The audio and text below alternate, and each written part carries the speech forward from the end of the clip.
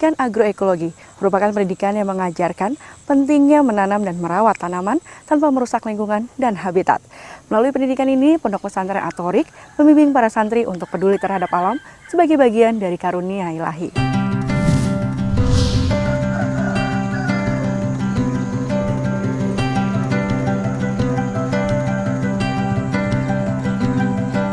Pesantren Atorik berada di Desa Sukagali, Kecamatan Tarogong Kidul, Garut, Jawa Barat. Atorik didirikan pada tahun 2008. Ibang Lukmanurdi dan Nisa warga Dipura membangun konsep pesantren dengan nuansa kekeluargaan. Selain pendidikan agama, pesantren ini juga mengusung pendidikan ekologi bagi para santrinya. Pendidikan ekologi dipilih Ibang dan Nisa untuk mengajarkan para santri mengenal dan mengelola alam secara bijak. Terdapat sekitar 30 santri yang menetap di pesantren ini.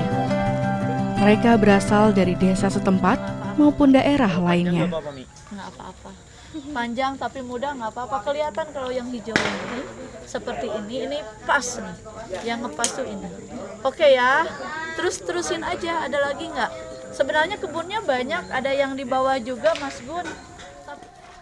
Sementara jumlah tanaman yang dibudidayakan dan dikembangkan di sini berjumlah lebih dari 400 jenis.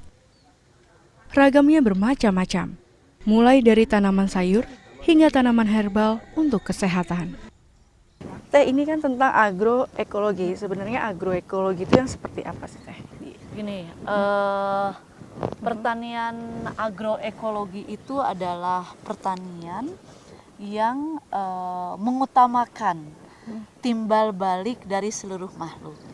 Jadi makhluk-makhluk yang di alam ini itu adalah yang tidak terpisahkan dengan kita sebagai manusia. Bukan hanya kemudian manusia menjadi yang dominan, tapi manusia adalah bagian dari ekosistem. Nah, salah satu praktek-praktek yang kita lakukan ini adalah bagaimana berkebun sawah dipadukan dengan tanaman yang berbunga. Tanaman berbunga ini adalah salah satu metode yang kemudian kita tidak harus menggunakan pestisida, karena pestisidanya pestisida alami dan pestisida yang tidak membunuh. Saya pikir bahwa saling memberikan keuntungan antar makhluk itu tidak ada yang salah, sama sekali tidak ada yang salah. Malahan kita menjadi dekat kepada Sang Pencipta, gitu. Kita kemana sekarang? Kita ke kebun yang di kebun belakang. Jadi di pesantren ini santri-santrinya itu dikenalkan berbagai jenis. Jenisnya itu bukan hanya 1-2 tapi seperti terong ya.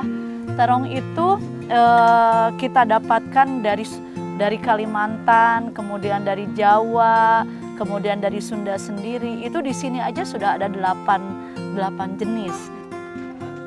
Termasuk serai. Serai itu ternyata berjenis-jenis. Salah satunya adalah kalau yang kita tahu kan serai putih nih. Nah, kalau ini adalah serai merah. Serai putihnya ada, serai merahnya ada, batangnya ada yang besar, ada yang sangat kecil, tetapi wanginya semerbak. Nah, Teh, untuk manfaat dan tujuannya sendiri, menjaga ini semua dari berbagai hal, merusak dan sebagainya, tapi justru mengembalikan kembali tujuannya. Sebenarnya kan ini adalah arus kecil untuk mempertahankan benih-benih lokal, benih-benih yang begitu kaya di Indonesia. Jadi ini adalah pelestari benih. Itu gerakan yang pertama. Gerakan yang kedua adalah kegagalan panen sudah begitu banyak di Indonesia. Jadi kita harus memberi contoh bagaimana cara mengurus yang terbaik terhadap pengelolaan tanaman-tanaman kita. Itu yang kedua.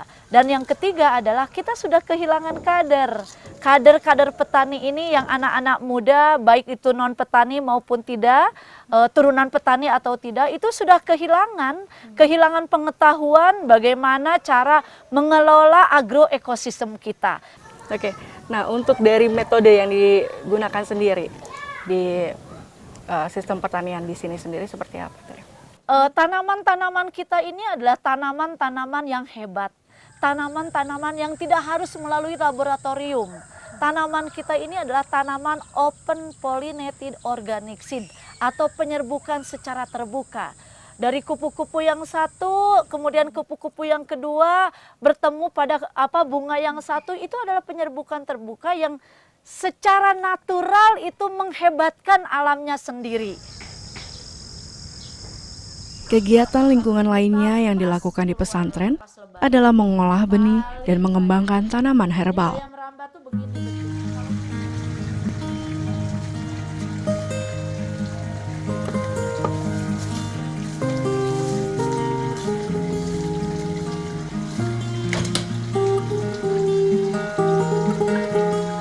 Beberapa tanaman yang dipanen kemudian dikeringkan selama 5 hari atau seminggu untuk dikembangkan menjadi benih lainnya dan obat-obatan herbal. Melalui pengolahan ini, para santri dapat belajar mengolah benih yang baik dan mengetahui khasiat dan manfaat tanaman herbal. Nah, kalau ini rumah pengeringan untuk mengeringkan berbagai kebutuhan kita. Ini tempat mengeringkan benih. Ini ruang pengeringan, ya. Ada banyak jenis yang kita keringkan, ya. Ini serai, ini kunyit putih, ya. Ini kunyit putih, terus ini juga jadi tempat mengeringkan benih. Oke, ini semua tanaman herbal yang nantinya akan diproses seperti apa? Ya, ini akan diproses yang satu untuk makan kita sendiri. Kemudian yang kedua, ya kalau berlebih kita jual sebagai wirausaha hijaunya anak-anak.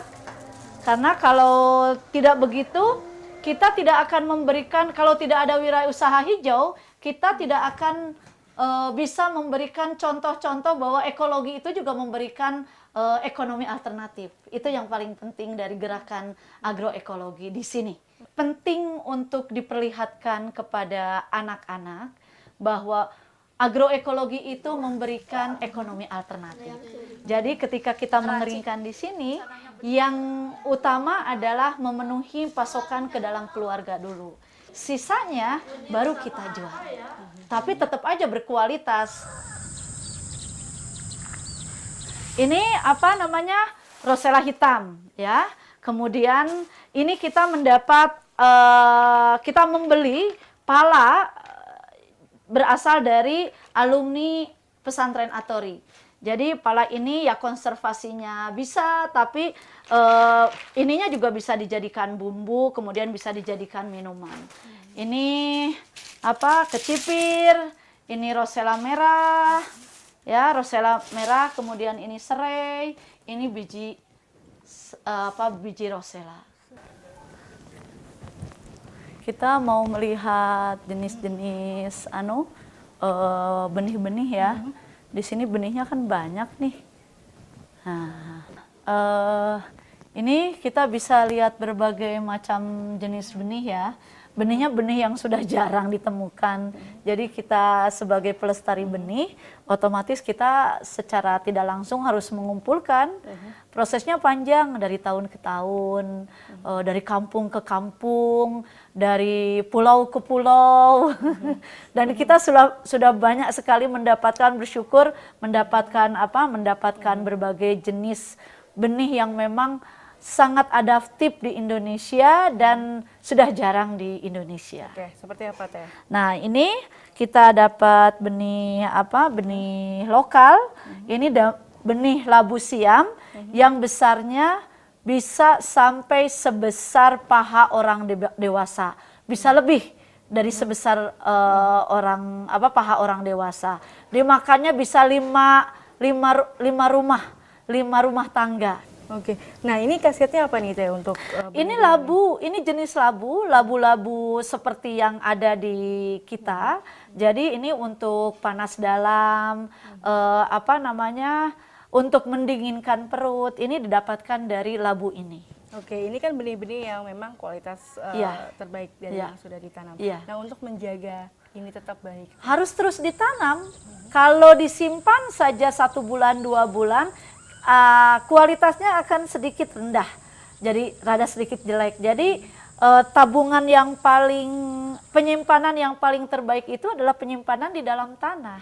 Dikembangkan terus-menerus hingga akhirnya kita punya dan kita berhasil menyebarkan melalui benih-benih lokal ini. Ini padi ketan hitam. Sudah sangat sulit juga sih sebenarnya karena semuanya menanam IR atau yang lainnya ya, jenis padinya. Ini yang tadi, kemudian ini kacang komak ya. Nah, ini kedelai yang sudah hilang juga, kedelai kecil. Ini kedelai yang sangat manis sekali milik Indonesia, milik kita sendiri. Ada beragam tanaman dengan berbagai jenis yang ditanam di sini. Para santri dilibatkan penuh dalam kegiatan penanaman hingga pengolahan hasil kebun.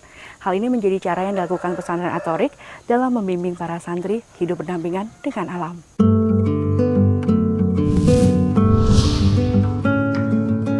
Edwin Santosa, berusia 18 tahun. Ia telah tinggal di pesantren ini selama 6 tahun. Kini, ia baru lulus dari SMA Farmasi. Salah satu kegiatan rutinnya adalah mengolah tanaman herbal. Kebanyakan pesantren-pesantren lain kebanyakan agama doang. Kalau di sini kita belajar bertani, membuat pupuk, menanam obat, membuat obat herbal, menanam tanaman. Agama terutama ya pesantren. Belajar bertanam seperti tanaman koneng, ya kunyit putih, jahe, ganyol, telang ungu, banyak sih.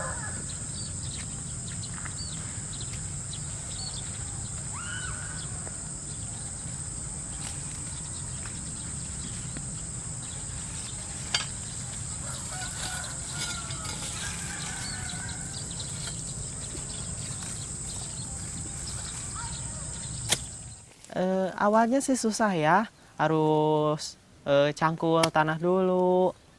Tapi sih enaknya gini, enaknya tanam itu bisa hafal obat herbal dari kunyit, jahe yang gitu-gitu, dan juga bisa metik sendiri pengarang, nggak perlu beli sih gitu. Ini ada kunyit kuning, ada kunyit putih. Ini kemudian kita ada proses perajangan, diiris-iris. Diiris-irisnya ukurannya sih 2 sampai 3 cm, jangan terlalu tebal, akan basah penuh dengan air kan. Lalu sama ini juga, kalau kurang dari ukuran 2 sampai 3 cm, dia itu akan bakterinya kurang, nggak ada. Lalu penggunaannya kunyit kuning ini diare bahasa latinnya itu curcuma domestica. Kalau kunyit putih sama kunyit kuning beda ya. Kunyit putih nama latinnya itu curcuma hyaenina. Penggunaannya kanker payudara, tumor rahim, miom, kista.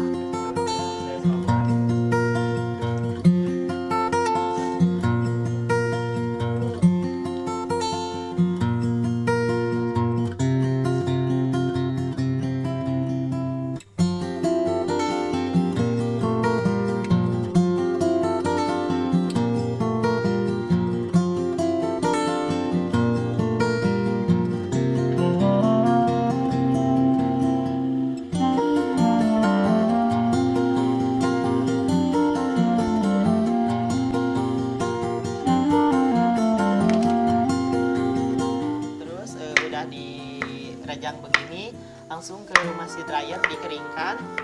Dikeringkannya 5 hari sampai seminggu.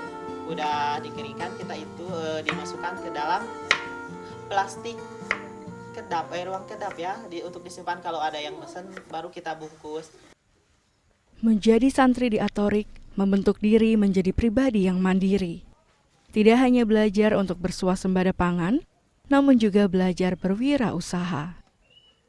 Oh, kata Umi gini, rawat tanah jangan diterbengkalai karena tanah itu bisa bermanfaat, membuahkan hasil, seperti contohnya menanam kunyit gitu.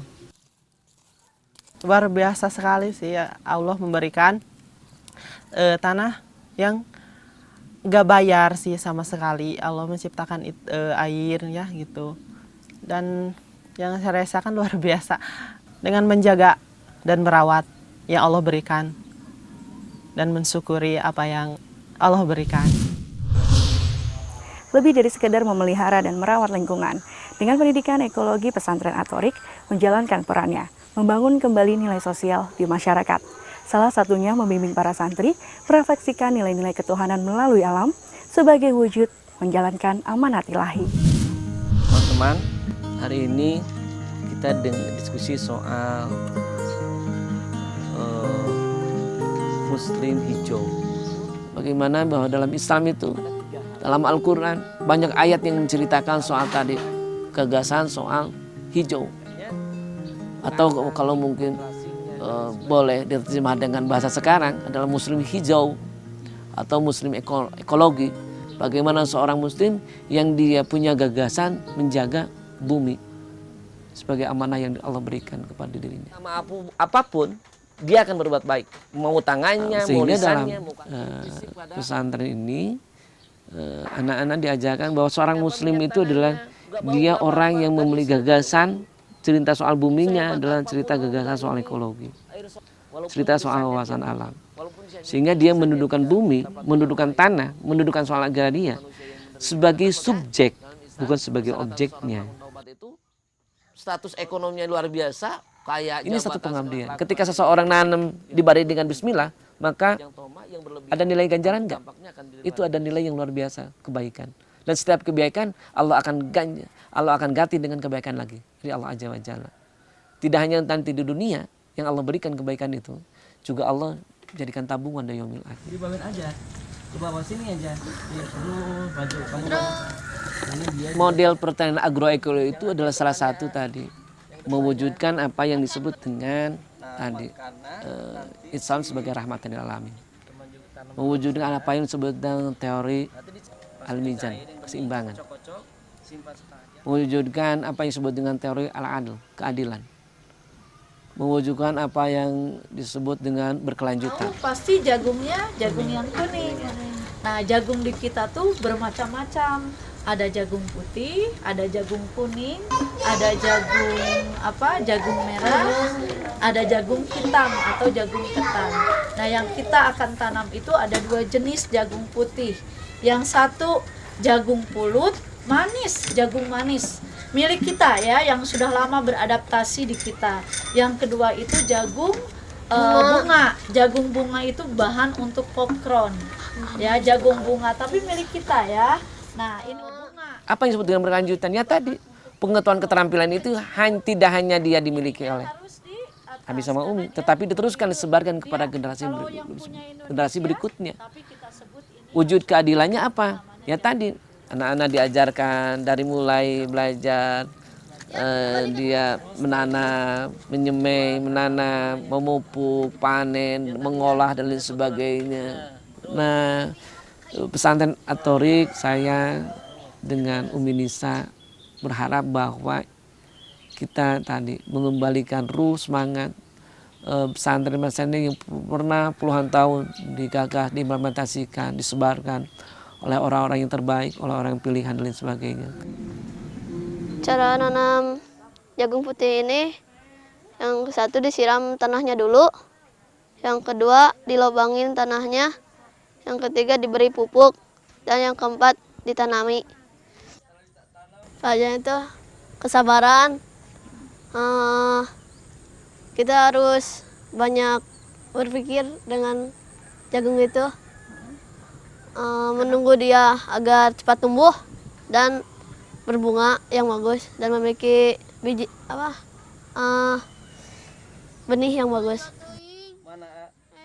Rasa bebas sih sama alam itu, karena alam itu mendekatkan diri kita kepada Tuhan dan bisa membawa hasil dari alam sendiri. kita harus mensyukurinya dan harus merawatnya sebaik mungkin.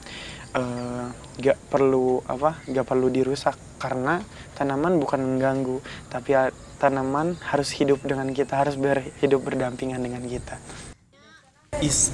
Orang Islam juga harus cinta sama tanaman, karena cinta sama tanaman itu termasuk orang-orang yang bertakwa. Dan orang-orang yang bertakwa, menurut Abi, dia akan membangun rumahnya sendiri di alam surga nanti. Ini adalah tomat cherry. Biasanya kita nanamnya di pinggir rumah. Soalnya kalau misalkan anak-anak di pesantren lagi bermain, kan ini termasuk lucu sama menarik perhatian kayak gitu ya.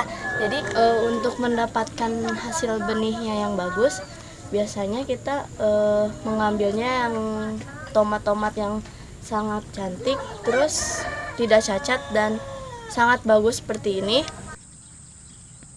Tomat ranting ini memang sangat sudah punah di Indonesia, dan ini kami mendapatkan benihnya dari Banyuwangi. Kalau di sini sih manfaatnya buat ya seperti tomat cherry yang langsung tinggal makan, dan buat bahan di dapur juga. Hidup berdampingan dengan alam mengajarkan santri untuk memanfaatkan hasil kebun dengan sebaik-baiknya. Tanaman yang telah dipanen kemudian diolah menjadi bahan pangan berkualitas bagi para santri. Apa yang mereka tanam, itulah yang mereka makan. Para santri belajar mengolah menu makanan mereka secara mandiri. Hasil kebun menjadi alternatif pangan yang mereka konsumsi.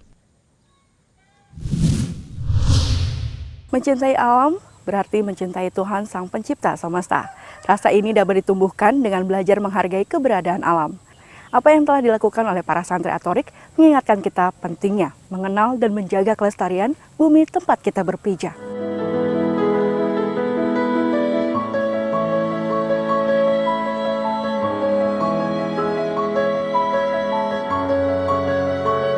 Menghargai alam sama dengan menghargai karunia ilahi.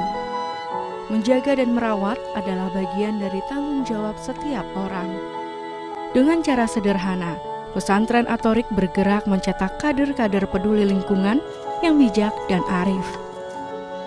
Belajar untuk lebih dekat dengan alam mengajarkan kita untuk lebih dekat kepada Sang Pemilik semesta alam.